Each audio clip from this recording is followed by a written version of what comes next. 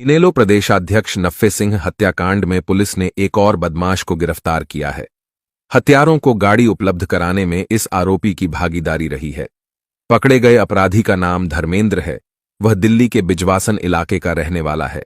शुक्रवार को झज्जर में पत्रकार वार्ता कर एसपी डॉक्टर अर्पित जैन ने इस संबंध में पूरी जानकारी दी। उन्होंने बताया कि आरोपी को वीरवार की रात काबू किया था। वारदात में प्रयोग हुई गाड़ी देने में इसका हाथ रहा है। इस पर 2 मर्डर, जानलेवा हमला करने तथा अवैध रंगदारी के कई मुकदमे दर्ज हैं। तमाम आपराधिक मामले दिल्ली के हैं। जांच के दौरान पुलिस इस तक पहुंची है। इसने किसी के इशारे पर आगे गाड़ी दी और वह गाड़ी हत्यारों तक पहुंच गई। यह इस मामले में महत्वपूर्ण कड़ी था। चूंकि इसका पुराना आपराधिक रिकॉर्ड रहा है तो इसे मालूम था कि गाड़ी अपराध में प्रयोग होगी। यह तिहाड़ जेल में बंद रह चुका है और कई गैंगस्टर के संपर्क में रहा है। बदमाश धर्मेंद्र का नंदू गैंग से कनेक्शन होने की बात को इनकारा नहीं जा सकता। इसने किसके कहने से गाड़ी किसको सप्लाई की आदि के बारे में पूछताछ के बाद ही खुलासा हो सकेगा। 4 दिन के रिमांड पर लिए गए धर्मेंद्र से क्या कुछ निकलकर सामने आता है, ये भी देखने वाली बात रहेगी। आरोपी से मामले में अहम खुलासों की संभावना है। उधर इससे पहले पकड़े गए शूटर आशीष और सौरभ से भी पुलिस की पूछताछ चल रही है। मुकदमा नंबर 37 थाना लाइन पार में एक आरोपी जो कि गाड़ी इसमें प्रयुक्त हुई थी उसको देने में जिसका इन्वॉल्वमेंट है उसको गिरफ्तार किया गया है, जिसका नाम धर्मेंद्र पुत्र राजेश, ये बिजवासन क्षेत्र दिल्ली का रहने वाला है और कल रात को इसको अरेस्ट किया गया है।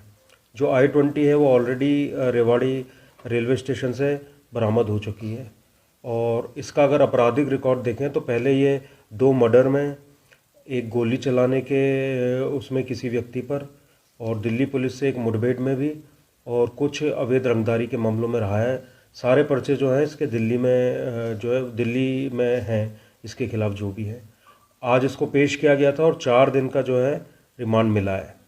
तो इसने जिसको दी थी गाड़ी वो भी एक बीच में लिंक है, वो अभी आइडेंटिफाई करने में हम लगे हुए हैं और फिर कैसे वो जो गाड़ी थी वो हत्यारों के पास पहुंची, तो उस सारे इशू पे जो है कार्य चल रहा है और ये एक महत्वपूर्ण इसमें जो है कड़ी था, जो कि गाड़ी सप्लाई में महत्वपूर्ण इसका रोल था और पुराना इसका आपराधिक रिकॉर्ड भी है।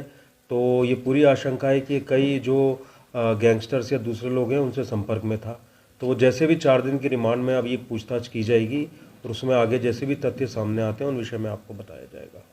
सर, ये गाड़ी इसने बेच रखी थी या मुहैया करवाई थी? नहीं, ये गाड़ी का यही चीज़ अभी क्लियर नहीं हो पाई है। तो इसका ये कार्य था कि इसको किसी ने बोला था कि आपको इनको गाड़ी पहुंचानी है, जो पूरी चेन में एक लिंक था। तो वो सारी बात जो है अभी आगे क्लियर हो जाएगी इसमें, जैसे जैसे इससे पूछताछ होगी और जैसे ये तथ्य सामने आते हैं और फर्दर एविडेंस कलेक्ट होते हैं तो ये हम क्लियर कर पाएंगे कि इसने कैसे ये आगे गाड़ी दी। परंतु स्वयं ये आपराधिक रिकॉर्ड का व्यक्ति है तो निश्चित रूप से इसको मालूम था कि ये जो गाड़ी है इसको अपराध में प्रयुक्त होगी। सर, जो 2 शूटर गिरफ्तार हुए थे उनकी शिनाख्त पेश कराई गई उनसे घायलों के साथ? वो सारा प्रोसेस अभी चालू है, अभी वो रिमांड में है और वो सारा अभी करवाया जाएगा। तो रेकी का खुलासा हुआ कि रेकी कैसे हुई थी, क्या मामला?